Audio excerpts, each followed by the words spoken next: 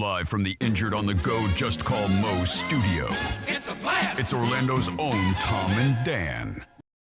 Welcome to A Corporate Time with Tom and Dan. I'm Tom. I am Dan. We are live on Twitch and YouTube. You can find us. Just search at Tom and Dan Live. So the Orlando Science Center is doing their Spark STEM Fest this weekend. And then they bring us like the best guests ever. Yeah, and speaking of the best guests, he's going to be at the Orlando Science Center for Spark STEM Fest, doing presentations all weekend. Yes. Jason Latimer. How you doing, Jason? Great. Thank you so much for having me here, guys. Thanks for being here, man. And Jeff is here from the Orlando Science Center. How you doing, Jeff? I just don't have him on camera. He's just in essence yeah, floating in the room. Floating, disembodied voice of He's science. he's water vapor at this point, and That's we're going to get to that in a minute when we do the science experiment. I will be all elements during this exactly. show. I love that. So Jason Latimer, a world champion, a magician, and scientist. You probably know the face, the name. Yeah. And, curator, and he started Impossible Science. So let's talk about Impossible Science, Jason. So what is Impossible Science? Impossible Science is about inspiring curiosity and wonder in the education space. So it started off with a TED Talk I gave about why the world needs wonder, how the right question changes everything. That's the only thing we've ever learned in the history of humankind. New cures, new innovations, new technologies, all stem from a question that's never been asked. Oh, I see what he did. All STEM. yeah, you like that. On the nose, right? That's how good he is. That's media training. Well, you're right, Jason. And, That's awesome. And like since the beginning of human time, where we saw the sun come up, and people are like, "Why is it doing this?" Exactly. Hey, what's that? Yeah. And at first it was like, "Well, that's God and magic," and then we figure out, this is why. Then And we then slept on it for a second. yeah. Well, exactly. When you think about it, even stuff as crazy as E equals MC squared, that had to happen. That had to be available the day before we knew about it. Yeah. We just didn't know about it until right. somebody, one of us, asked a question, and it changed the world forever. And think about all the answers that could change the world if we just had everybody asking a ton of more questions and thinking critically about it. So originally I gave this TED Talk about why the world needs wonder, and it ended up changing my life. I decided I don't really just want to do magic to trick people. I want to inspire the curiosity that could change things. And so I built Impossible Science to redesign how we deliver science and technology and engineering and mathematics to kids. Go find the TED Talk, by the way. I just want to mention that. Like, it's out there. I was watching I forget this morning. how long ago you did it, but I want to say like 10 years or something. Yeah, it was about 10 years ago. It's been a minute, but go watch it. It still applies. It's still like really, really good, and it'll introduce you a little bit to Jason. It points out how it's never been a good idea in the history of humankind to rank ideas by popularity. That's never done well for knowledge. And it turns out we accidentally did it in this race to get information. We rank things by likes, clicks, shares, and views, and put the most popular one first. And the big problem is, when does a revolutionary idea start off popular? And it falls to the bottom. Nobody clicks on the bottom, so they grab from an already popular idea, which could be wrong or out of date, and we end up burying the next great idea in the age of information. Yeah, it's like the internet was designed to almost, put the most popular idea first, which may not be the right idea, and it may get us to think one way when we need to think a lot different. It's limiting, right? Oh, I yeah, mean, it's just limiting. Imagine if the internet were around when we collectively thought the Earth was flat. You would actually have everyone uploading the wrong answer and everybody searching the wrong answer because everyone's uploading the wrong answer, which is therefore self-fulfilling. Yeah, because But there are forms of this now, even. Exactly. Yeah, we are doing this in certain area. I mean, like even simple things that I've done before, and then I go and I search them, and I'm like, oh man. Like, even AI. Yeah. AI is searching and scouring the internet for the most popular answers of right now, and it comes forward as this ultimate truth. The problem is, it was based on the answers we gave the internet. Oh, I correct AI. I use a lot of AI messing around here, and I correct it every day. I correct it every single day. I have to fix it. And it's important that we inspire the next generation to see beyond our answers and ask those questions. And that's what all Impossible Science was about. Love it. Originally, inspiring curiosity beyond what we know. And it started off as a stage show, which is actually here in Orlando right now. Yeah. And then it grew into school programs, festivals, traveling science centers. We have 6 science centers we're partnered with on the West Coast. And this is our first time being a part of Orlando Science Center, and the East Coast East with Impossible Side? Science. Yeah. Sorry, I'm obligated to yell that. So- I'm obligated to yell that. We got to represent the East Side. Yeah, man. So, Jason, the reason I love magic, and a lot of people, our listeners, are like, "Well, Yeah. Tom, you hate magic. No, he you does hate not. Okay. the supernatural." Not No, taking he does not. but- That's not fair. But I'm like, but I think of magic like it's just a misunderstanding of science. You know, like Very. like Absolutely. everything you see is not supernatural. It's just I don't understand What's what happening right is now. happening, Right. and there is an explanation. And it kills me not to find out how a magic trick's done. And my wife thinks I'm crazy, but I well, need I think to know. you're crazy too. I saw him. But one your time. idea of how it works could end up being better than the way the magician did it. Like, Oh, he thinks that no matter what. Your answer. Like, we were watching it all morning, and he'd look at that and be like, "I could do it better." No, I just said I think I know how you do it. the idea of saying that my question could be better or different than the last question is exactly how you get innovation. Yeah, That's yeah. exactly how Yeah, it happens. yeah. And so when you see the stage show at Orlando Science Center, I'll have illusions like bending light, shaping water, solid through solid objects. It's okay if you have questions at the end of the show. That's the game plan. And if you tell me if you tell me your favorite illusion at the end of the show, I'll tell you the field of science to study to go figure it out.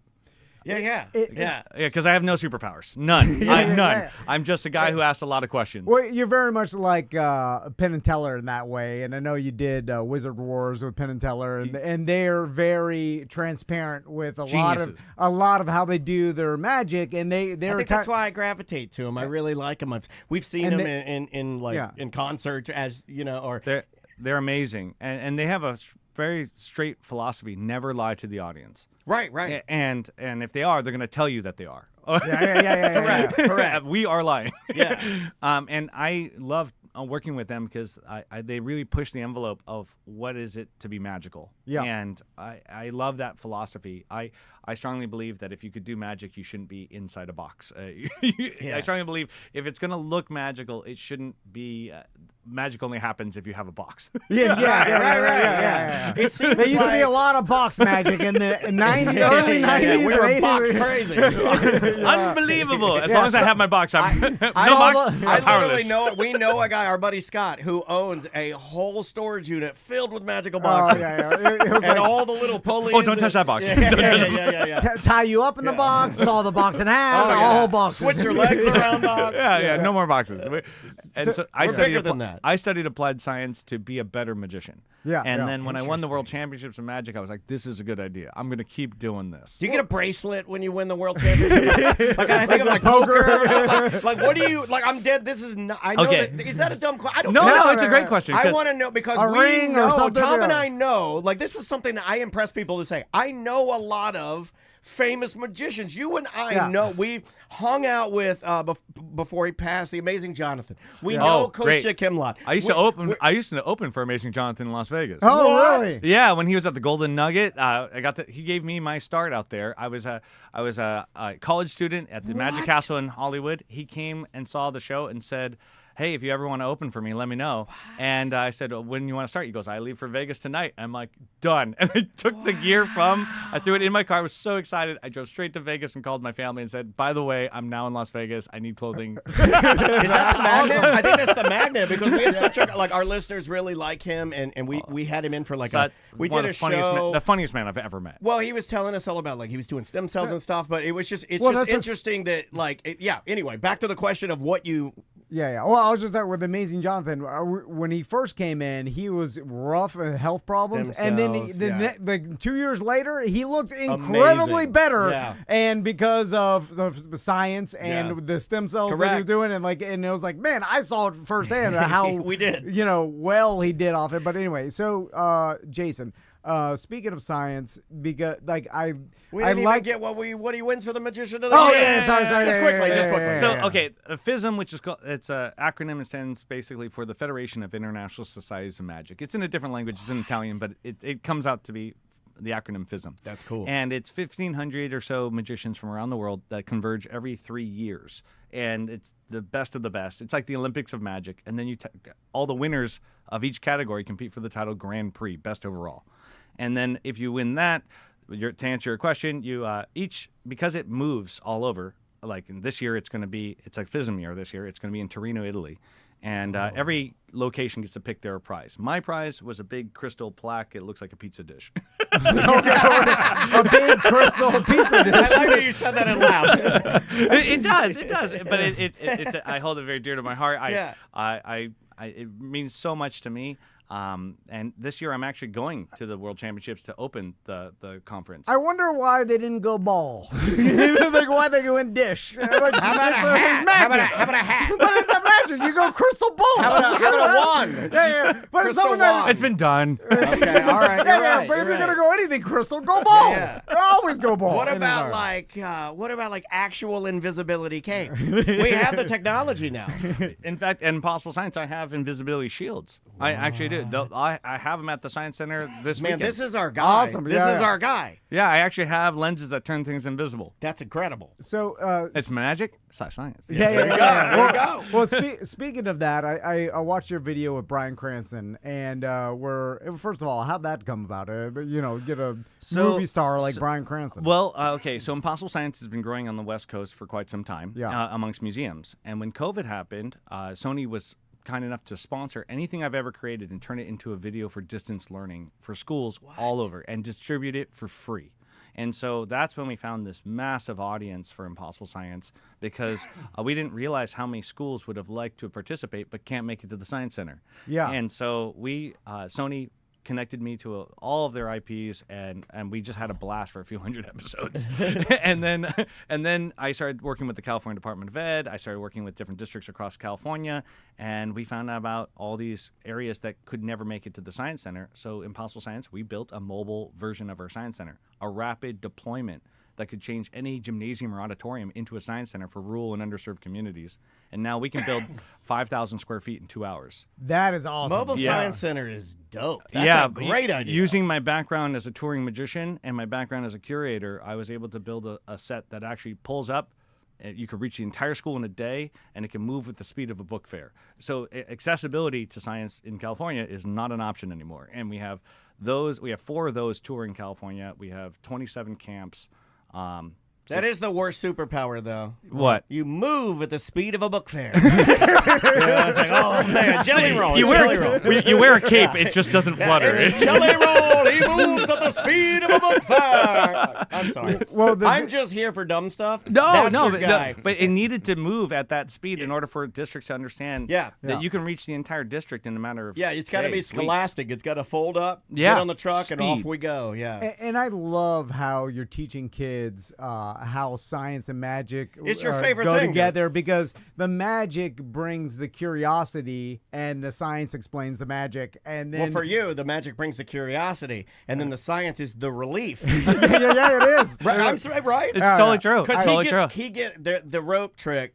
Can I tell him that? No, Like yeah. he spent a full day at our old job when we were working radio. Like he would not do any of his work. He wouldn't. You wouldn't do anything. He was just researching the how the rope trick. There's you're familiar with the rope trick. Yeah, when you said, do you mind if I talk about the rope trick, or can I tell him that? I thought you were talking about me. I'm like, I've seen the rope trick. No, like Yeah, him. But he became, and the internet, like honestly, like you have a YouTube channel. It was in the infancy of YouTube. There wasn't a lot of videos out there for it, and we spent a whole entire day trying to figure that out. 20 years But ago. isn't yeah. that amazing? You took one mystery and it gave you 24 hours of just asking questions about how, why, how could you do it, what's possible. We think we'd get it, and that was wrong. And that's exactly what the show is about at Orlando Science Center. It's about admitting I have no superpowers. So if you see something that looks like magic in this show, it's time to start asking questions about physics or engineering or mathematics or technology. Yeah. Why did I see it like this? Yeah.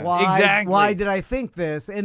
And that's what I love too, is that humans are so easily tricked because we know how our eyes work. Yeah. We know our psychology, how our brains work. For the most part, it's all the same. Yeah. And then how we hear things, how we see things, and then you are just manipulating that or using how our bodies work to trick us and then explain to everybody what you're seeing. Yeah. The whole game plan is to inspire a curiosity that exceeds the building. So it's like get those questions going, and hopefully that will last a lifetime to give you a mystery that would last you a lifetime. But if it doesn't, Even better. In fact, the best part about it is you could come up with an answer of how something works, and your answer might actually be better than my answer. Right. And Yeah. and that's exactly how you find a new cure, a new technology, a new innovation. Somebody says my question's better than the last question that was asked. And that's the whole mission of Impossible Science. Presenting something to spark curiosity. Were you always a magic kid? Were you like into it? Oh, absolutely. Absolutely. So you were one of those like from early on. Oh yeah, I saw a magic show when I was 9 years old. I saw this woman fly up in the air when I was on a cruise ship. It blew my mind. I looked at my parents like, "You've lies. you told me that wasn't possible." But the epiphany that came is after the show, I realized we hadn't been at port yet, and that magician is stuck somewhere on this ship. And so I actually tracked him down. I hunted him down as a 9-year-old after the show, probably trying to enjoy a vacation. And he taught me a magic trick, and that was the beginning of all of it. So I'm 9 years old, and then I started studying magic with the Magic Castle. I went into science mainly to be a better magician because I don't want to do box magic. Why are we not using physics? Why are we not using engineering? Why are we not using chemistry? And that's how it all started. That's awesome. And now with the technology, I see a lot of magicians around using tech and like, I mean, speaking of like AI and visual effects and things, like the technology is incorporated into magic too, which is interesting. So Jason, you're my age. I'm turning 43 literally 2 days. This isn't about you. This isn't about you. No, Happy birthday. That's the point.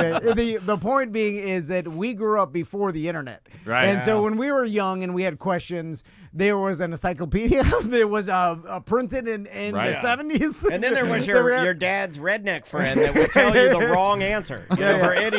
I'll tell you how it worked. And He was trying to spark curiosity. Yeah, he did. Just totally wrong. So what I'm curious about is like a new generation, the kids nowadays, like they can go on YouTube and find out how any magic trick's done. They can go and research anything. We have the world's information at our fingertips, and it's funny how a lot of people like don't use it as a way to find the answers out. It's overwhelming and scary, I think, to some people. Yeah, you can't see the walls of the library anymore. So you don't. I've never heard that. I like that. Oh, That's thank good. you. That's in the show.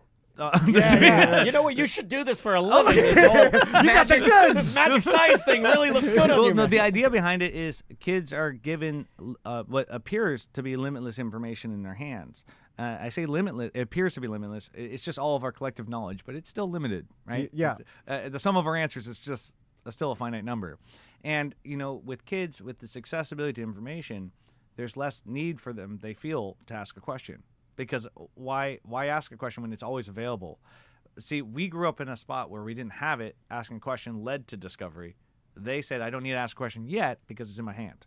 All right? Yeah. The answers, I already always have the answer. But you also got to know how to research it too, right? But this accessibility to information is undermining your ability to wonder. You're saying, I don't need to ask a question. Yeah, I can look at it anytime I want. Yeah, so you don't even get to wonder. Exactly. You're like, I'll find the answer. Yeah. And now going into the AI age, we do have to be a little concerned about the fact that this algorithm is scanning all of our answers and then giving us the best answer of what we know. And people are starting to regard that as absolute truth. And we just talked about how that's dangerous. Very dangerous. This is great. Man, I've never thought about that before, but just the concept of something as simple as wonder. I know it sounds kind of silly, right? It sounds like something, we take wonder very seriously. But it is very serious because it's that initial curiosity. It's that. Yeah, that's what hooks you in. Yeah, exactly. And for any innovation, that's what you need. Somebody needs to see beyond what's already possible with a question. Gotcha. And that's what magic can offer. Magic can give you this insight to the future or something. Like there was a time when we used to say mirror, mirror on the wall, and now my child says, are you FaceTiming dad? Like, right.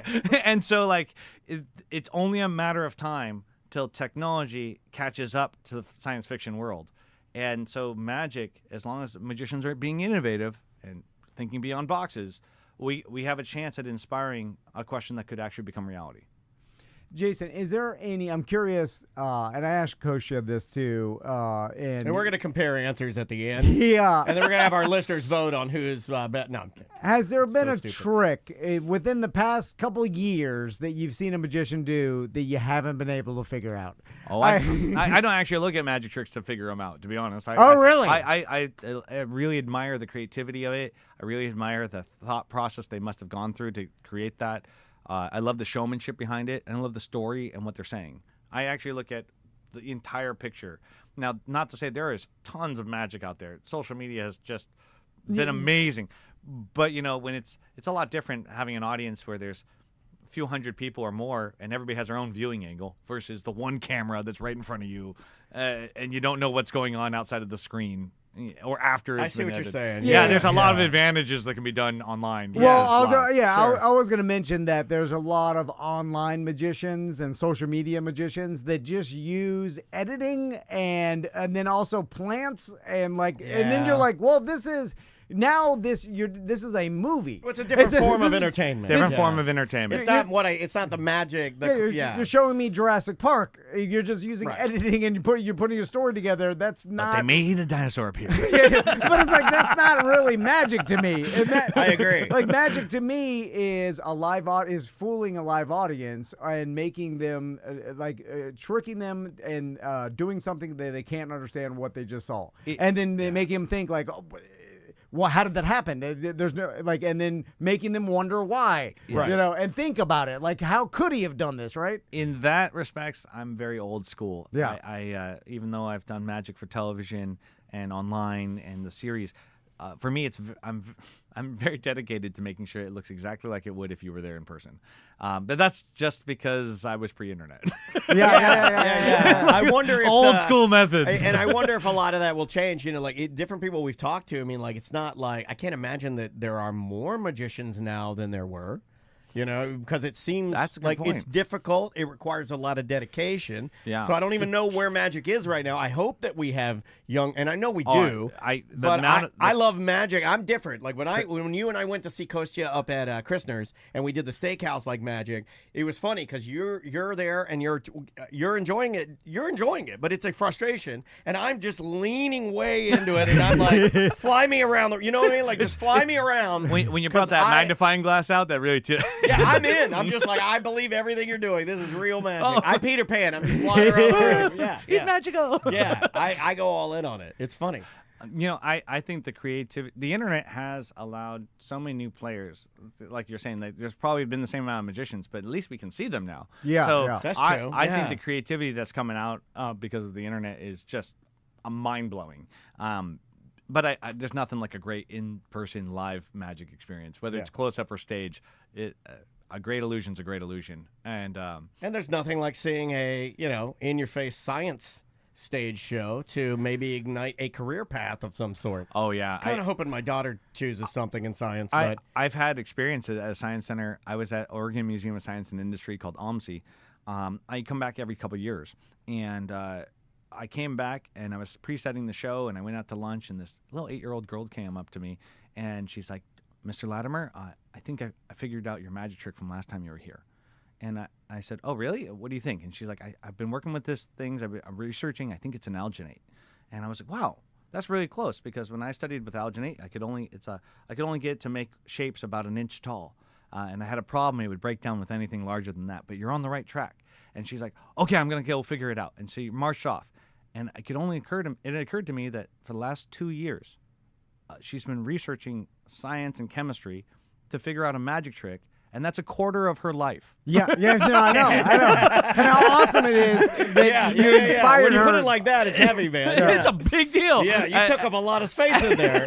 Yeah, for 8 years old, she's been just wondering about how to do something, and she might. I'm kind of nervous the next time I go to OMSI. She might have a better illusion than I do. Exactly. She's like, "Well, how do you like this unicorn?" Yeah, here, get in here. Let me see your notes. Come here, kid. Yeah, I need an assistant on this one. But that is cool because you get to real time see that you inspired somebody, right? Absolutely. Like, that's neat. But this all kind of ties into I always would think about like math when I was in school of like, man, I'm never gonna need this after I graduate. I didn't get that gene. I'm a bad I'm an English major. I'm not a math man. Like, what are the chances I'm going to use geometry and I wish I had it. All this other math that, probably I'm not going to use it. And then I heard Neil deGrasse Tyson talk about, like, it's not about learning or using this later in life. It's about learning it when you're young and learning how to learn and then figuring out how to solve it. And I feel like magic, too, like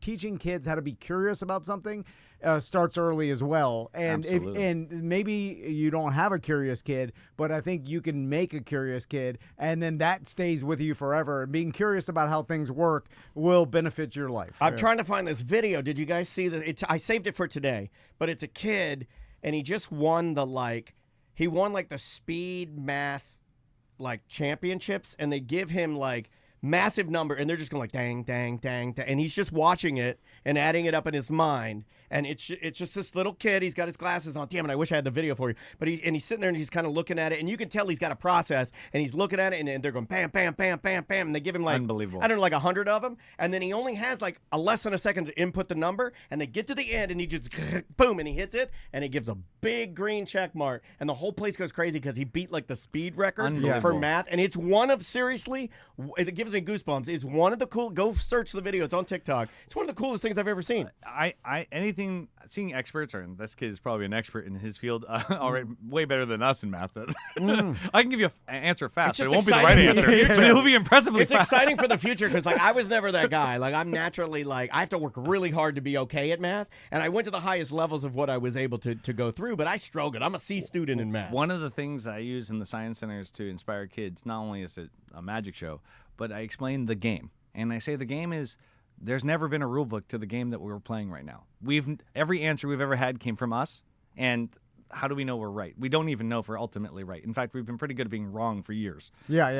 And so when you think about education's really about learning the questions that were asked before you started playing. That you're just trying to catch up to the rules that we've found so far that are most likely true. And so the idea behind this game is that there's never been a rule book. We found that the right question changes everything, and education is just learning about the questions that were asked before you started playing. That's it. That's the entire thing. And you were born with the ability to wonder. So if you want to ask a question that changes the world, you need to start learning the questions that were asked before you got here, so you don't ask the same question. That's basically it. Yep. Yeah. So read. Well, another thing that I love about magic is when you see someone do a magic trick and it's really well executed. What I see is 10,000 hours of practice. Whatever it is. Wow. I'm like, wow, this. It's like a lot of failure, right? Just like in science. Oh, it's yeah. Iterations. The failure is the time in. Seeing someone do an incredible skateboarding trick or anything, I see the amount of practice that took them to get to there, and then there's the element of that in magic as well. It's just continual practice until you. And Penn and Teller are perfect about it. You can create an illusion that is not just the 3 minutes that you saw it on stage. It could have been set up way before. It could have started at the beginning of the show. You just don't know it's coming back, like a callback or something like that. Those step back, and you realize how far ahead that thought process must have been to set the scenario. That's my favorite part about it. Like in the Impossible Science live show, you find out that each illusion is actually a different field of. At the end of the show, you find out each illusion's a different field of science. I'll cut that out so we don't ruin it. It's okay. It's a different field of science, so the kids know that this argument works in every field of science. And the second to last illusion ties all of the all the individual sentences from each illusion together to structure the argument of how the right question changes everything. And you can do it in any field. And it's a really empowering and exciting show to walk out of, because these kids go, I have the ability to wonder. I could ask a question that could change everything. So, Jason, and before we get to, you're going to show us a trick here in a second. Maybe. But, maybe if we're worthy, yeah. And then we'll get at all We're out of time. We're out of time. We got some time. There's no way I'm missing magic, man. With your popularity, I'm curious if you've had scientists from different parts of the world or whatever reach out to you and say, hey, I have an idea that maybe you could use based on this chemical or this gas that is, that could be implemented into a trick, because there are gases that are heavier than air that you could put in a fish tank you can't see and then float a piece of paper on top, and it looks like magic. It's just like there's a heavy gas in it. There's sulfur hexafluoride. Yeah, there it is. It also makes you talk like Barry White. You're just like, I've been using a lot of this for my prank calls. And then there's where's my Barry White gas? So there are a lot of chemicals and things like that, and they're probably rare ones that someone can get a hold of. This is one of my favorite things of all time. Like, I will never forget, and I say this once a year on the show, the alchemy penny lab that I did, where you took a penny and you dipped it in certain things, and then you put it in a flame in a Bunsen burner, and it turns the color gold and looks like gold. Oh yeah. And you're like, and I'm like, whoa! And if you don't understand it, it looks like magic, right? Yeah, I mean, I was like, I changed this penny into gold. I'm a god now. It is powerful. It's confident. Yeah, exactly. It's really, really cool. No, as far as I work with scientists and engineers all the time. Okay. All the time. That's my favorite thing to do. Most of the times I'm developing a science experiment for kids to do, but that doesn't mean the really advanced stuff I can't use in a magic trick myself. I probably wouldn't tell you if I was. Yeah. But that's how you know. But I'm constantly working with teachers and educators with magic. Has a great way of explaining things a little bit better and giving you that imagination to how does this work, or visualize a concept. It's very hard to see atoms, in the classroom, but you can explain how things work with electrons by moving something without touching it, and it's just static electricity.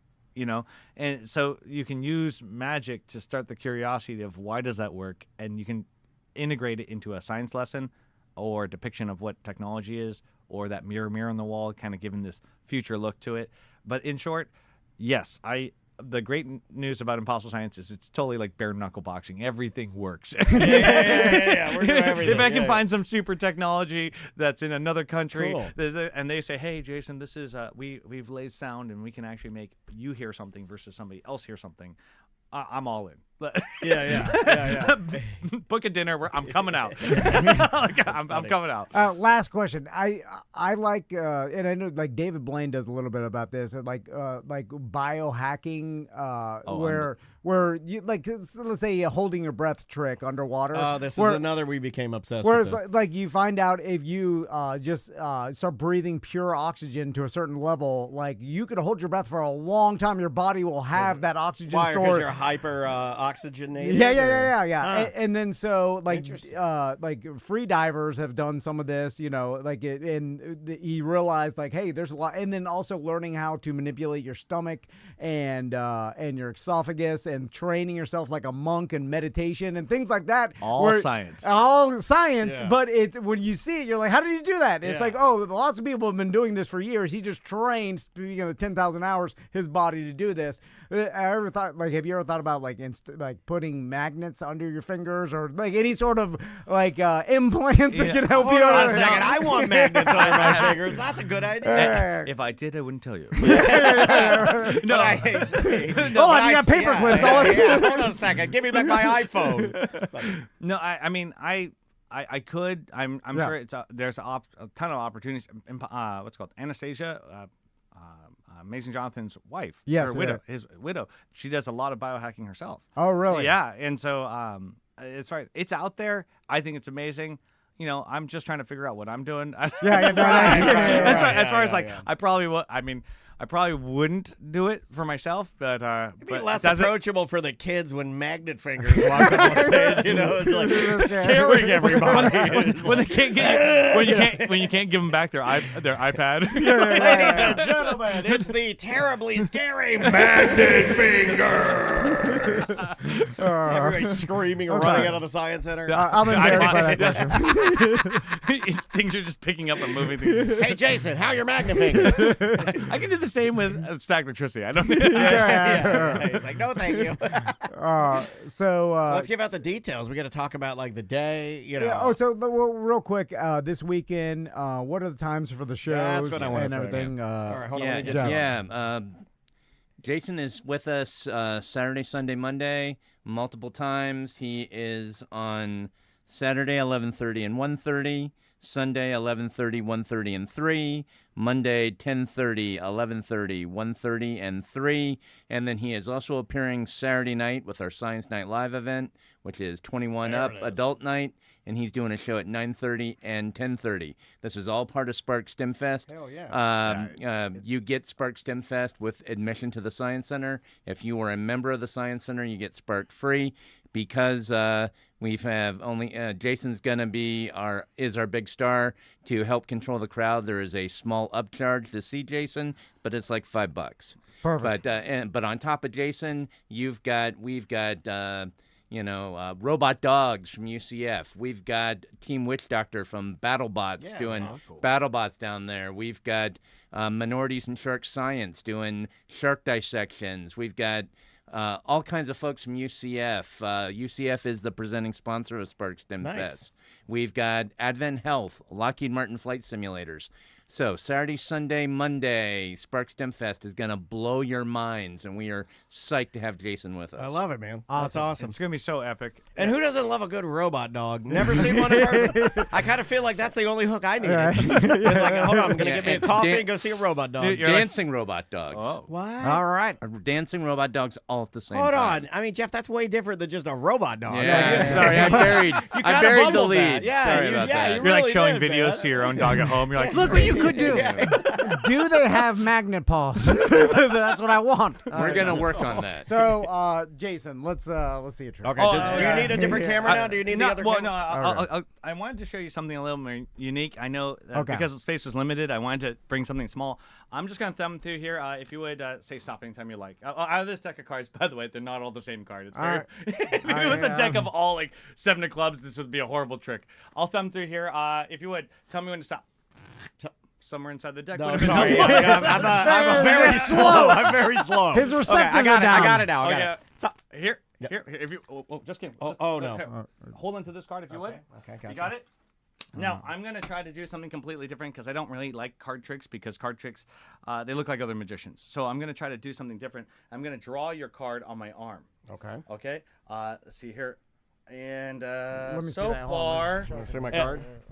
You got it? All right.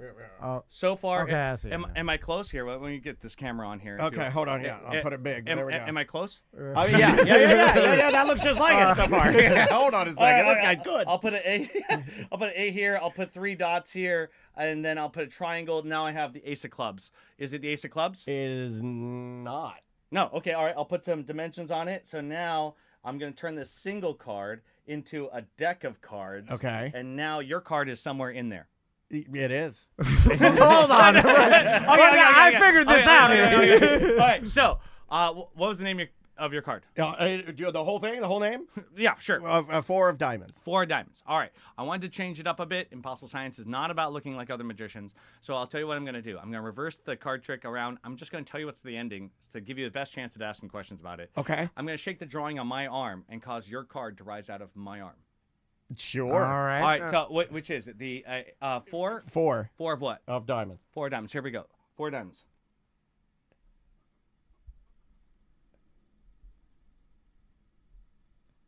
What? Oh, man. Hold on. The 4 diamonds? Did you see that? I couldn't even put the camera back on myself. Any questions? Hold on. I expected something totally different because did I curse? I may have. I don't think. Maybe I didn't. Did you curse? I was looking 2 feet from you, Jason, and that is incredible. Thank you. Thank you. I don't even know what to say. I want to make sure I keep the integrity of this program. The chat room is melting right now. I'm gonna spin.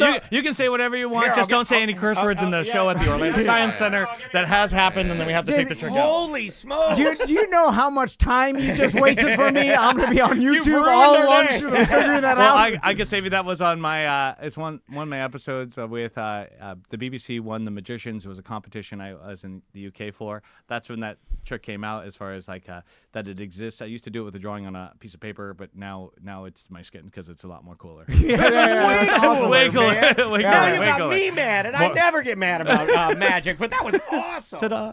That was incredible. I almost hugged you when you did it. I'm so happy it worked. Yeah, I was like, that's incredible, man. That's only a couple minutes of we have an entire show of just trying to be unique and original and seeing something different. See, that's how you sell some tickets. The whole chat room's like, we are gonna run these shows back to back. We are between the open to the public, and we're also running some shows while I'm in town for some of the local schools that are coming to the Science Center. Awesome. I mean, we have 16 shows in 4 days. This is a lot of you're magic. You're going. We are moving. Yeah.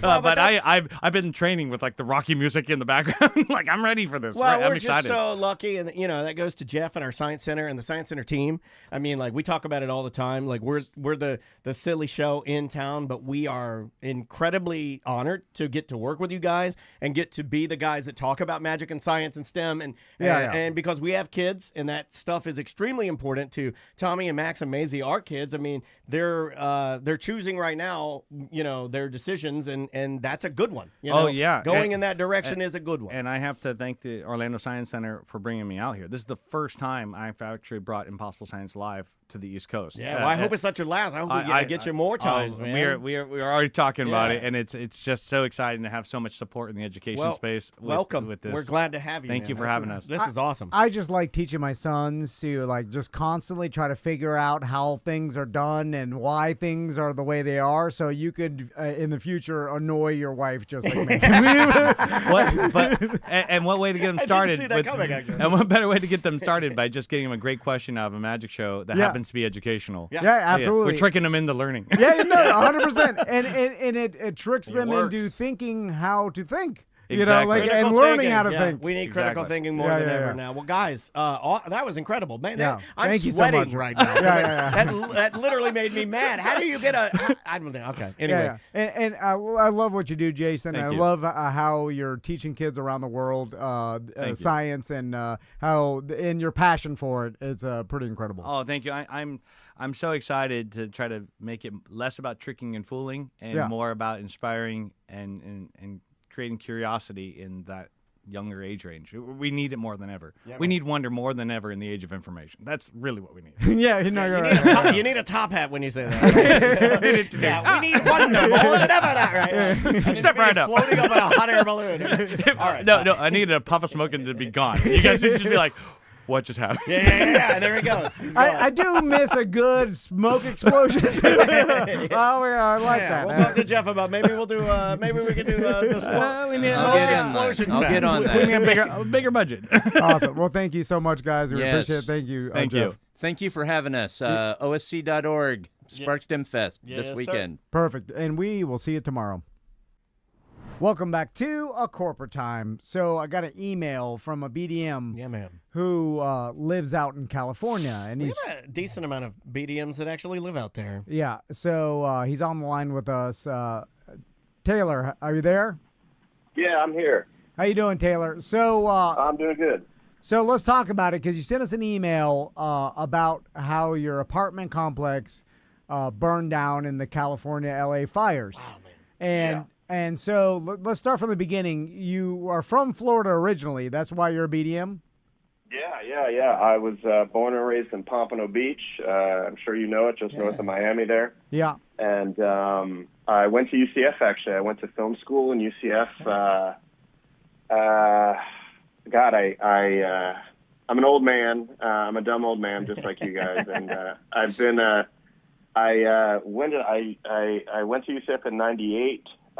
Took a couple tries to get into the film program, so I was there till about 2004. So I was listening to you guys since like '99, or I know Tom, you weren't on then, but like Dan, at the Monsters and everything like that, at the Quarry and whatnot. Sure. And I've been a big fan of you guys ever since. And so after film school, I moved out to LA. So I've been out here about 20 years. Nice. Okay. So. Yeah. So let's talk about obviously we all watch the fires on the news from here, Florida, obviously, and it was insane. Like the footage, crazy. the devastation, totally insane.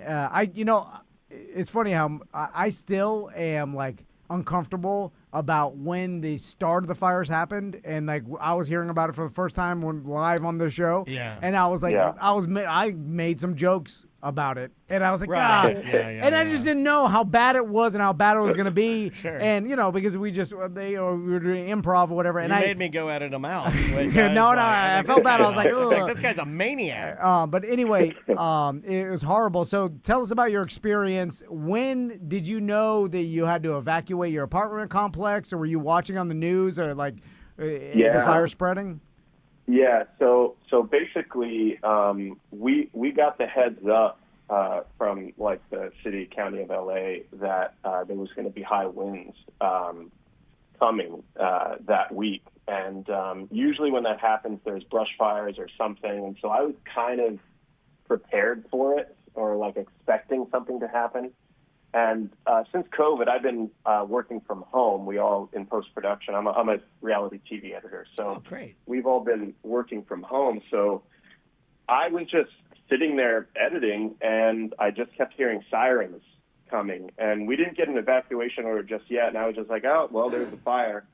But there's been a good handful of fires because I was in Pacific Palisades and near Malibu and near the beach, and there was there's been a fair amount of fires, over the last. I was living there for 5.5 years, and over that time, there's been a fair amount of little brush fires up in the hills in the Santa Monica Mountains there, but they've always been put out. And every time I asked my landlord, I'm like, should we evacuate? What's going on? And he was like, no.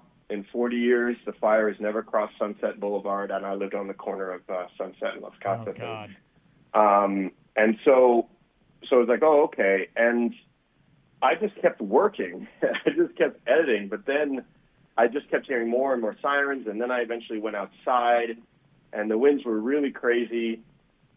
And I started to see, because the thing about Pacific Palisades, if you're not familiar with it, it's like there's only one road in and out, and it's Sunset Boulevard, basically. It just and you take that either, to other roads that sort of lead out into Santa Monica or to the PCH.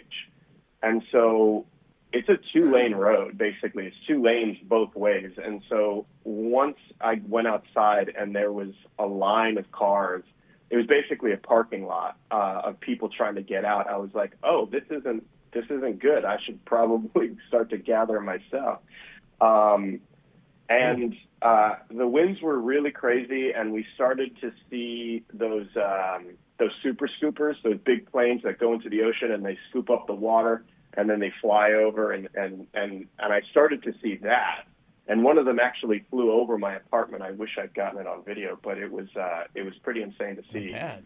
And so Taylor, describe to me real quick, how big is your apartment complex? Like, what are we looking at? Is it? It's a small. It was actually kind of small. It was a triplex.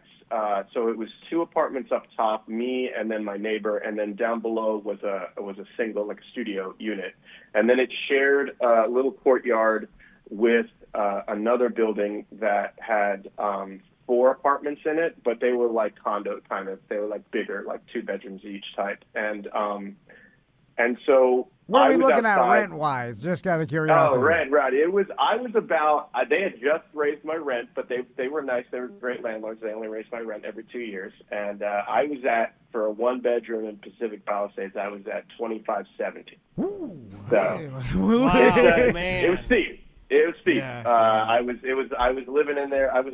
It's a beautiful the area. Beautiful place. Yeah. I'm thinking of the area, and I saw pictures. Like you sent us some photos. Yeah. I was kind of familiar just from time that I've been to LA. That's probably the only area of town that I've spent any time in. Is kind of where you're talking about. A lot of people live. It's a very popular area of town. So Taylor, so it's beautiful. So you see the planes flying over. That's gotta be like apocalyptic, right? Oh, dude, it was pretty crazy. Gridlock traffic, winds. Can you see the fire at this point? Like, do you see the smoke in the distance? I can see the smoke, and then at one point, I was in my neighbor's apartment next door. His wife was at work, so it was just me and him and his little dog, and we were he had the news on, and we hadn't really gotten the evacuation order just yet, but outside, I kind of looked out his kitchen window, and I could see the flames in the distance. It was a little ways off, but it was like, that's never happened. I'd never seen that before. So it was pretty crazy. But also just to clarify, like, I had maybe an hour or so, like, I didn't go out in a rush. I was just like, I was sort of like putting things together. I was packing clothes. I hadn't done laundry yet, so I was able to sort of take my weekly laundry with me. So I had some clothes. I had 2 cats. I kind of got them packed up. Yeah. And then I sort of took some sentimental items. Like, I'm also in the Dead Dad Club. He passed a few years ago. Sorry. So thank you. I took some stuff that I had from him and some other family things and my computers. And that was basically it. And I was just kind of loading up my car. And I'm really glad that I did, because basically we couldn't leave. Like, my neighbor and I were sort of the last ones in our little apartment complex to leave, because we kind of got stuck. There was, like I said, traffic was a parking lot, and then my street ended up turning into just all these people were leaving my street too. And we couldn't leave. I just sort of packed my car, was kind of waiting, and I didn't really know what to do. And then one of my neighbors had suggested, I forgot, that at the end of my street there was this kind of hiking trail that sort of is this beautiful overlook. It overlooks the ocean, and then there's a trail that goes down to the beach. And so she was like, well, if you can't get out of here, maybe just grab whatever you can and hike down to the beach. And so for a hot minute, me and my neighbor were considering that. And I am so glad I didn't do that, because I would have lost my car. I would have lost so much. I mean, I did lose everything. But it was, I have 2 cats, wrangling cats, as the phrase goes. It would have been insane. So, yeah. And I'm glad I'm a lazy procrastinator, as you guys are. So I kind of didn't make a decision, and I was like, should I, shouldn't I? I don't know. And then outside one last time, and when I did, all the traffic had cleared up, and I was like, okay, that's it. I'm getting in my car and I'm leaving. And I remember I literally like I only had 1 cat carrier, so I had 1 cat in the carrier, and then I went back upstairs to grab the other guy. And I remember I did that move like in the movies. I literally looked at my apartment one last time, and I really honestly thought that I would be back. But we got in the car, and it just, I guess for reference, from my place to the 405 is a big freeway in Los Angeles. Yeah. I'm sure people have heard of it. But so from my apartment to the 405 maybe takes 10 minutes to drive to it. It took me 4 hours to get to the 405. Oh, and I ended up staying with my partner in Ventura. They live with their family up there, and so I was staying with her, but it took me it's like an hour and 10-minute drive to get up there, and it took me 5 hours. I forgot you're from California. You call your partner a woman, a woman. When you said a partner, I was like, okay, gay. Then you said a woman, and I was like, oh, California. I mean, you got to remember, in the South, we call them gentlemen suitors for boys, and for ladies, we call them belles or dames. Get it right. Well, part of that actually is that they're non-binary. They are female, but they are non-binary, so we say partner instead of girlfriend. But I like whatever. that. I like that. So, yeah. So you are gay. That's all right. I don't know how it works. I'm a small Florida boy. I know. No, I said I'm a dumb old man. It took me a minute because they're much younger than me, and so it took me a minute to. No, we got you. Fully on board. Sorry, Taylor. No worries. So, but it was crazy. Like we were on my way out. So I live near Temescal Canyon Park, which is a park that's like a hiking trails and stuff in the Santa Monica Mountains. And as I was passing by, the flames were right there. Jesus, dude. And as I was driving through, I guess you would call it downtown, quote unquote, Palisades. It's where all the shops are. It was just, I looked out my window. Oh, damn, I should have sent that picture to you guys. I stuck my phone out the window and I just took this sort of Dutch angle picture with my phone of the line of cars behind me, and the entire sky is just black smoke and fire. It was really crazy, and in retrospect, I was like, oh, I'll be back. It'll be fine. Yeah. But you don't know that, right? Like, you don't know. And well, first of all, we're glad you're okay. So, Taylor. You and your partner and, everybody, your neighbors, I hope everybody is safe and alive. So this sounds insanity. So that's what I wanted to ask you. Like, you said you did the stereotypical thing where you take one last look at your apartment. It's like you see it in movies. Like you look at one, like you're like you look at it, you're like maybe this is the last time I ever see this, and then you leave. Right, I had that thought. Yeah. But I'm sure in the back of your mind you're like, okay, they're being conservative, evacuating people. Like we've all seen it. You from Florida, like sometimes they evacuate people out of caution, just and you're like, maybe there's probably in your mind, was it a better chance than not you come back and your apartment still be there? Oh yeah, because actually when I first moved into that apartment in 2019, a few months in, there was a fire because I also sort of live on the east side. I'm sort of near the Getty Museum, and there was a fire over by there, and I had to evacuate for that. I had to stay at a hotel for a couple nights for that, and that was fine, and I ended up coming back. So it was kind of the same feeling. I was like, oh well, I've had to do this before, so I'll probably be back. When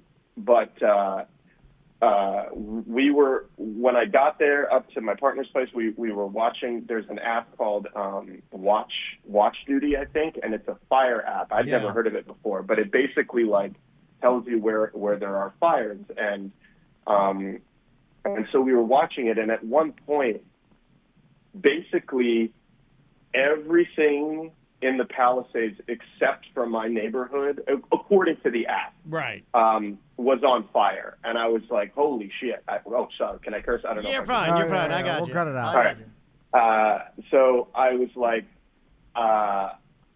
and it kind of stayed that way for like a day, and so at some point, at first I was hopeful, but then it's like a day later, it still looks the same. I'm like, oh, they probably just haven't updated the app or something like that. So.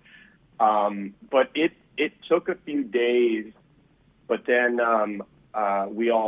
everyone that lived in the complex, we got confirmation from our landlord. I think he ended up sending me and a couple people a video of the two buildings. Here is a picture of your everything you own burning. Yeah. Exactly. I am sending hello, Taylor. This is landlord. I am sending picture. This is a 480p video of everything you own. It was very low res.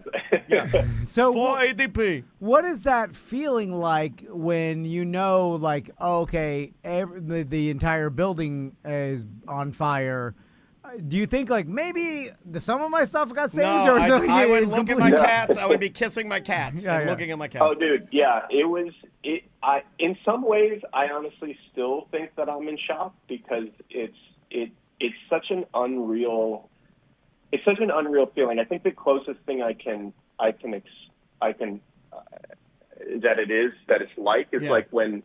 If you've ever known someone who suddenly died, like if they're old and they're languishing in a hospital, that's different. Obviously, that's so sad. But like, if someone like suddenly dies in a car accident or something like that, if that's ever happened to you, it's kind of like that because you're just like, wait, what? Like this used to be here yesterday, and then now it's not here at all.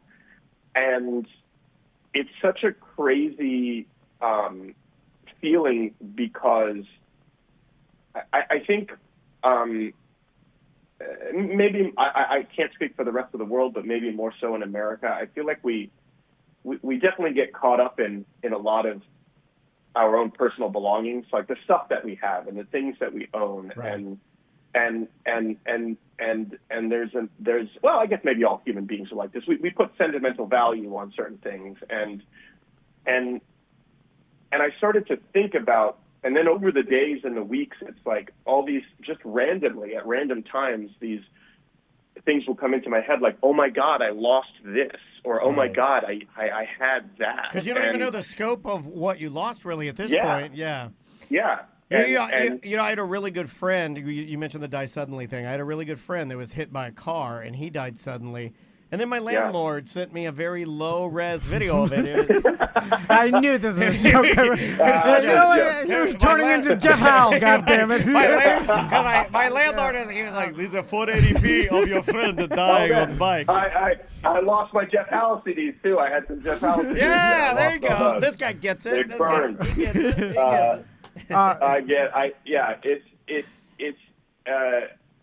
It's like and I had just refurnished my apartment too, which was the bitch of it. Back in October, I bought all new everything. I bought new rugs and a bed and a couch, and I bought a desk. And rugs are expensive, man. Rugs are very expensive. Really expensive. And I also had, and for years I had this blank space of wall, and I have a ton of books, and I wanted to build this floor to ceiling kind of shelving for these books. And back in November, a friend of mine came over and he helped me build this big bookshelf thing. God. And I lost all my books, and my books and my CDs and my vinyl that I've had for years are probably, and my concert T-shirts are probably the things that I'm really the most sad about, because it's crazy. It's screwed up too, because we're, obviously from Florida, used to natural disasters, hurricanes, and water. But in water, there's people that lose their houses in. Andrea's dad had to sell his house. He just sold it yesterday. In hurricanes and obviously flooding. But the thing about the flooding is, I've always people are like, "Oh, I lost everything." I'm like, "Well, you can dry some of this out." You know what I'm saying? Right. The stuff on the couch and stuff. I know it's bad mildew. It wasn't vaporized. Yeah. When it burns to ash. Nothing. That's the thing. That's the thing, and that's the thing that I kind of realized that's such that's screwing with my head, where it's obviously a hurricane and a flood and stuff like that, that's devastating, no doubt. But my stuff was literally eaten by fire. It's gone. Like you said, it's vaporized. It's totally it's symbolism, man. Gone. This is something in your brain that I think evolutionary and subconsciously, let's think about it as humans. The idea of getting something rid of it for good is to burn it, right? There's some symbolism in your brain already about so when I saw those photos that you sent me, how sensitive I am. You triggered me because I looked at that and I'm like, it was the first interaction I'd had firsthand of this, and it was way worse than I thought. At least when you're in Oklahoma and your whole neighborhood get destroyed by an F5 tornado and it's leveled, and then there's people that, wandering through the debris looking for family albums, and everyone's like, I found a teddy bear. At least there's something. And you it turns to ash everything you've owned. That's crazy. Yeah. Well, I will say I went back for the first time, and that was really difficult. With my partner, we went back, and they get the Red Cross and everyone gave us suits to wear and masks and all this stuff, and so we went back just to kind of pick through and to see what we can find. And surprisingly, my apartment was up on the second floor, and then below my apartment and my neighbor's apartment were all garages for our building and the building next door, and people just used it as storage, really. There was no cars parked in there. But it was, because it was an old building. It was built in the 50s or something. Well, that's what Tom does, too. Most garages in Florida, you don't put a car in it. That's you fill it full of garbage. You're a young person if you do that. And we went through, and basically my kitchen was above the laundry room, and we saw the washer and dryer. So we kind of went over to that area, and we started kind of picking through. And weirdly, we found my sink, and I had left there dishes in the sink, so there were some dishes and forks and spoons that were burned, and it was really weird. And then we found a lot of my ceramic pots and pans, and so I took some of them, and the coolest thing that I actually did find and it was real like Pompeii type stuff. It was so weird and bizarre. Oh, but, you found a guy whacking it. I seen that in the shadow of him. It burned his whacking you shadow. tell your partner, you're like, hey, get over here. We found the neighbor. He's dead. He's whacking it. Shadow. Yeah. We a few. So I'm also an actor when I can, occasionally, mostly theater. But a friend of mine I went to film school with, actually, she's a director and she does mostly horror, and she did a short film a few years ago, and she cast me in it. And in the short film, we basically had to do a plaster mold of my head. So you know how I had to sit in a chair for 4 hours, and they had to put plaster over my head. And that whole thing. Yeah. And it was a really cool experience. And so at the end of it, the makeup artist took the mold of my face and he put plaster in it, and he made me this really dense, heavy plaster mold of my face. Cool. And we found the bottom half of it. So it's like from my nose down, it was just my partner Emma found it she was brushing away all the ash, and it was just sitting there. And it's so weird because I kept it in my closet in my bedroom up on the second shelf, and I guess it just kind of everything collapsed. And my closet shared a wall with the kitchen, so I guess it made sense then that it sort of ended up with all the kitchen stuff. But it survived, and so I have that. And I think I'm going to take some of this stuff eventually and sort of do, I don't know, something artistic with it, clean it out, make it keep it like some of the pots I might use to sort of I actually have a new place now. I'm in my new place now, and I have a little private patio, so I'm gonna have plants and so I'm gonna kind of take the stuff that we found in the ashes, of the rubble, and kind of I don't know, do something artistic with it. I think that's cool, man. Type of thing. Yeah, and I have tattoos as well, and eventually I'm going to get a tattoo about all of this too. I don't know what yet, but probably that as well. Yeah. You should. I would get. You know what I would get? I would get Jared from Subway holding a lit match. And then underneath him, I'd write, "It only takes a spark." There you go. That's just my first idea. I have millions of ideas. Email me if you need more. All right. Or $5 footlong. Just write $5. If you want to go more Steve-O comedy tattoo. Yeah. Right. It's all I'm good for is the silly stuff. So, Taylor, you've lost everything, and now I want to plug your GoFundMe how can because we help you out? you started GoFundMe. You lost everything you had, So what's your GoFundMe? Well, I don't. Well, it's actually one of those links that's just a bunch of letters and numbers. But I think if you go to GoFundMe.com and search my name, Taylor Marr, Marr. Okay. It will probably come up. Let me actually check that. I should have been more prepared. I'm not prepared. You're fine. No, I told We're you. never prepared. Yeah. I don't even know who the hell I'm talking to. No, I'm joking.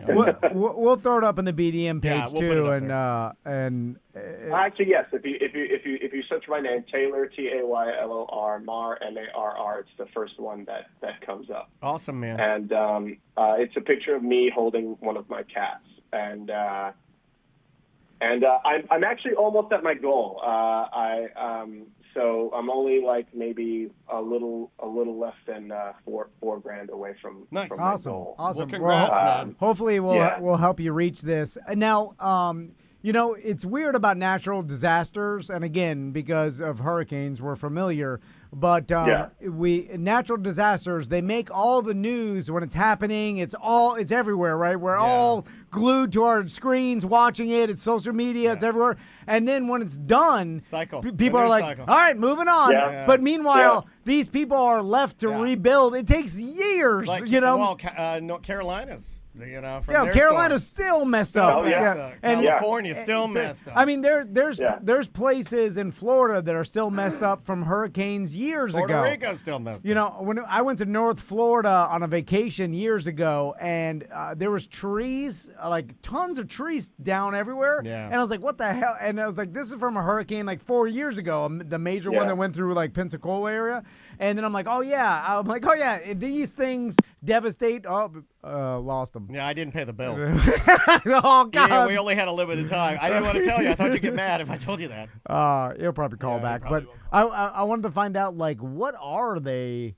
Like, are all these people going to rebuild their houses in the same area? I imagine a lot of them are going to take their insurance money and get out of there. I've been reading articles. I'm sure you're going to get both. The article I read this morning was exactly what you're talking about, and most people are leaving. Like, it was people that are like, I don't want to ever live here again. But then again, if you look at it, you're like, well, all the potential hazards, the forest that burned up, leading itself up to burning the Palisades and stuff, now have burned. So you probably have a good amount of time. Plus, I'm sure they're looking about how to prevent this in the future. You know, it's kind of like a plane crash. The safest time to be in a plane is after a plane crash because they start learning why it crashed and prevent that. So I don't know much about their. I just don't know much about what's happening out there. In fact, I'm too afraid to even message my buddy Dave, who just moved to Paris for the year. Yeah, I don't even want to ask him if his house is okay. Like, I'm too chicken to even message him and say like, hey, because it was heading that way. Yeah, now, I know. Well, I'm sure you would have heard. He would have told you. I think, that's what I think. But it's interesting, the rebuild process, and are they rebuilding His cell at the phone same? may have died. I'm thinking about that now. Okay, yeah. Oh, like that might be him. Yeah. Taylor, is that you? Yeah. Okay. Hey, sorry about So that. I was going to ask you, have you heard about like the rebuild process? Or is it going to happen slow? Like, what are we looking at? Well, a lot of us in the Palisades, they started a bunch of different WhatsApp groups. So I've been sort of like hearing, because I'm a renter, so like I'm obviously not going to be rebuilding or anything like that. I've been seeing the people with the houses and stuff like that, and dealing with insurance and whatever. And I'm still dealing with insurance too. And a lot of people, at least at the moment, really they want to rebuild and they don't want to sell their properties and everything like that. And they've been really pushing the mayor and the Army Corps of Engineers and everything to get going. And I think they've actually already started. I think the EPA has already done a pass, their phase 1, and then I think now the Army Corps of Engineers are starting phase 2, which I believe is debris removal. And they can opt to either have the Army Corps of Engineers do it for free, or you can have your own. You can hire a company to do it or whatever. Let's get some buddies. Yeah, get some right. friends. Exactly, Let's have a party. Let's have a painting party. Painting party. Yeah. But the devastation is pretty total. It's insane. I got some numbers from the group the other day, and weirdly, my neighborhood, my street, and my surrounding neighborhood, and then there's another. On the east end of town, there's a neighborhood called the Alphabet Streets, and that neighborhood and my neighborhood suffered 93% home destruction. It was the worst of all the neighborhoods in the Palisades. It's pretty insane. Like my street, it's a mile, it's like a mile loop. It goes down for like half a mile, then it loops around, and like I said, there was this beautiful overlook at the end, and pretty much all the houses are completely gone. The only thing that's left are like the chimneys, like the brick chimneys. Kind of thing. Are there any houses that are around there that might have been spared that you guys hate those people now because they? Well, actually, yes. It's funny. There was a house that I was like, every time I'd walk by it, every time I walk by the house, it had just gone up, and I don't know that. Like, I think whoever built the house, whatever construction company built the house, were trying to sell it. And I think someone had just moved into it. I didn't know them, and it wasn't the people. But the house was so ugly, and I fucking hated it. Sorry again. No, you're fine. I hated that house. It was an ugly modern monstrosity, and it totally survived. No, not a scratch on it. Like, the grass was fine. I don't know, because I know some people might have had private fire brigades. I don't know if that had something to do with it, but I did talk to a guy when I got there once who was he was in construction, and he came over to us and we were just talking, and he said a lot of the new houses are built with materials that repel fire or like that don't really catch. So I think some of it had to do with that. Some houses were Spanish style, so it had the Spanish style roofs and it had stucco, and he was telling us that they're already fiery, the Spanish style. So they have like some sort of fire R word painted on the outside. No, it's just right, exactly. I didn't want to say that. I didn't want to say the fire. You're not allowed. You're not allowed to say that. They built their whole house with fire R word. Yeah. There's a but picture. I heard that the stucco kind of it doesn't really catch fire, or it's very thick. There was a picture. There were a few houses. No, there was a picture, and Andrew and I were talking about this. There was a picture of a neighborhood. I don't know if this is real, but I'm just going to pose the question. Yeah. It was of a neighborhood, and it's all burned out, but there was one house that looked like a sort of a modern house, but it was like everything around it, the fence, the house, and the back of it had a pool. Everything fine. So theoretically, your entire neighborhood is burned out, but you can still swim in your pool. That's Do great. you swim in the pool? That's my question. Andrew and I were talking about this, and Andrew goes, I wouldn't swim in that. I was like, I swim in my pool. I bought that pool. That's my pool. Just extra hot outside. Back to the pool lap. Yeah. It was pretty crazy too. A guy in my film school class, actually, he's a director of photography. He lives in Altadena, which was also strange because the Altadena fire and the Pasadena fire basically started on the same day, and he lost his house too. Damn. And it's just crazy. Like the friends that I have that are from California, like from Southern California, know so many people that just between the Palisades and Altadena that have just lost everything. And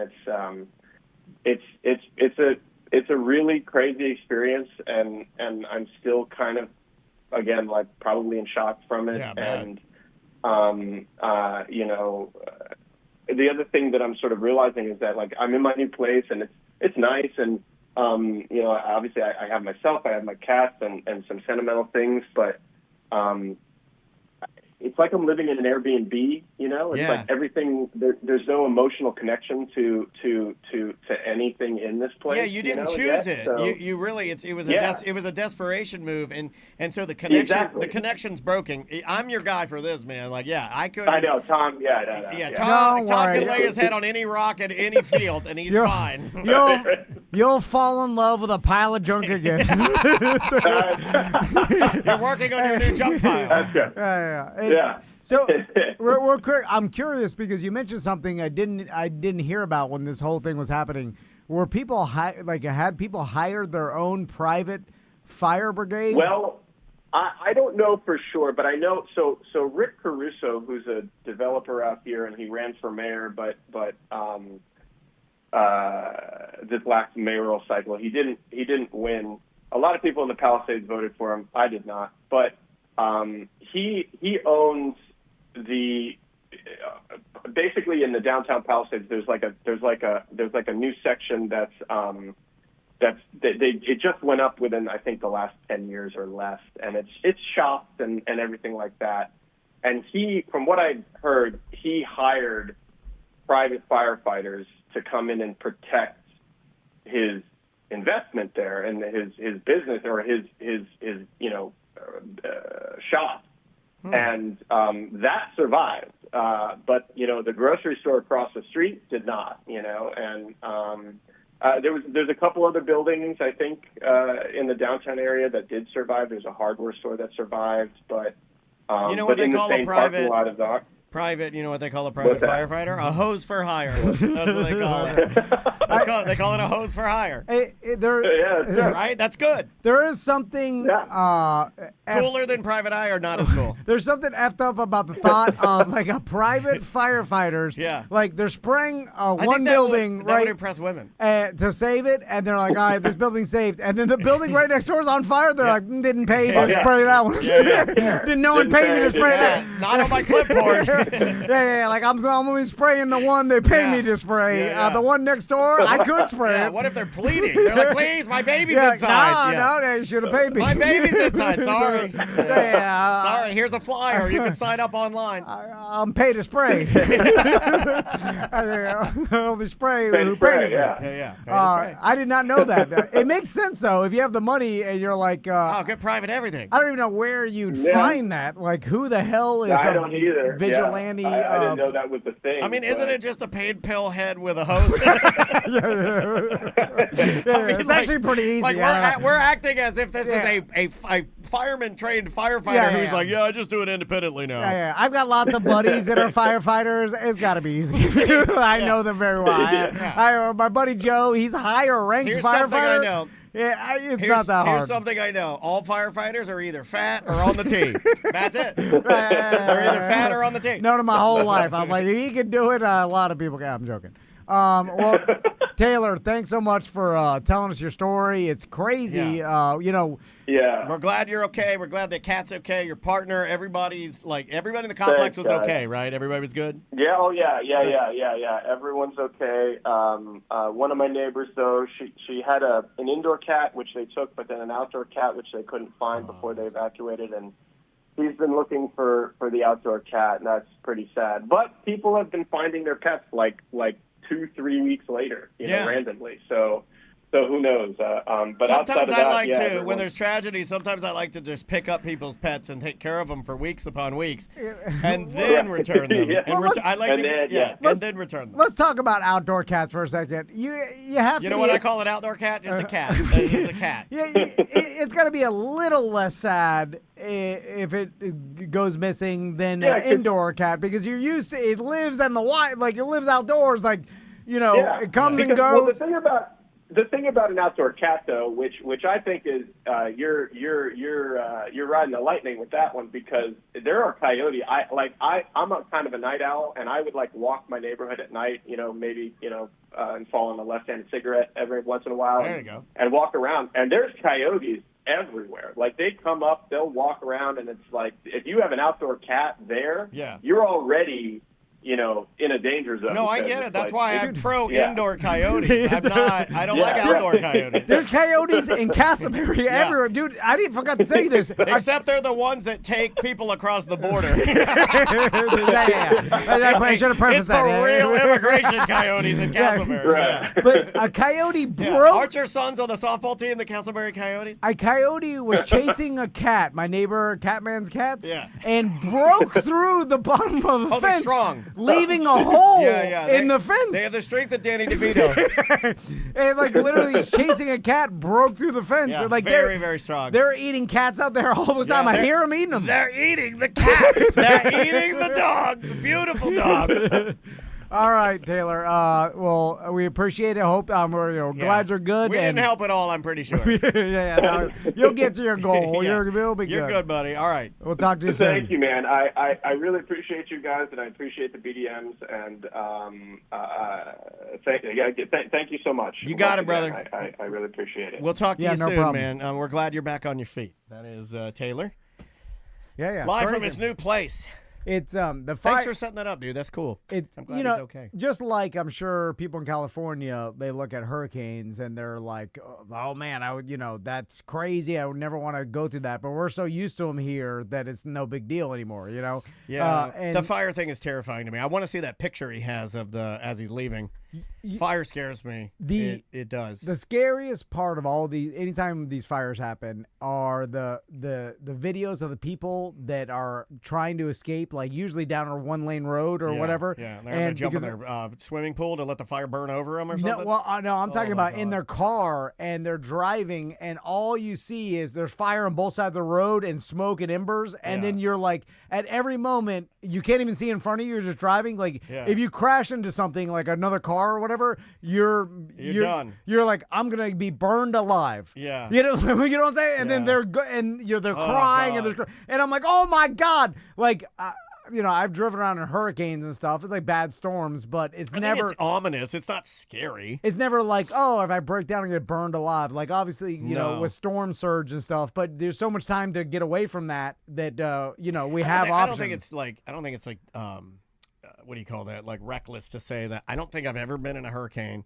Now, maybe when I was a child. Oh, sure, when I was a child, my first couple of but like in recent years as an adult, I don't think I've ever been in a hurricane where I looked around and I was like, oh, man. No, I never. Like, I may have looked outside and been like, oh, it's whipping up, but I've never been like, oh, this is going to get me or you're scared for your life. This makes me go, run. This is a get the hell out of there scenario. Yeah, and then, like I was asking the question, I was like, how do communities, I don't understand, like I didn't understand the concept of fire because I'm not used to it. And then you see the videos and you're like, oh my God, it's just a never-ending trillions of embers it's an exodus. Blowing so fast that's how all these houses and everything, neighborhoods were catching on fire. I didn't get the concept of the never-ending embers just bombarding something until it lights on fire, and then it just and I was like, oh, the wind never. It's like a relentless wind. Yeah, and then just red-hot embers that are big, just pelting the side of anything until it starts on fire. And like, and I was like, oh, that's how. I'm like, God, that's crazy. I mean, it literally was the insane. Perfect storm. Yeah, it was insane. The perfect condition you need to fuel fire. And then I wonder how because I'm sure they're in talks about how to prevent this in the future. But there's so much like land around LA that it's like I forget. The only thing I can think of is that you'd have to dig inroads. Like you would be digging levels of indentation in the actual geography of the Earth. So if something did catch fire, it would have it couldn't jump. But I don't even know if you could do that because the way the winds were set up. Embers were traveling. It could travel a mile, very long distances. Yeah. You can't build a mile ditch wide or whatever. You can't because it's too populous. Yeah. But it won't be because people will leave. Yeah. And then the rich people will rebuild. And as the chat room said, there are plenty of people that don't have the money to rebuild. Yeah. Well, that was a narrative of like, oh, these people are rich. Who cares? That's but it's almost also like there's people who like they still their house burned down. Josh Wolf, I saw Josh Wolf say that because I could see both sides. I could see the one side of like John Goodman lost his home. Okay, well, he's not going to want for anything. But also every memory he had is gone. So both can be true.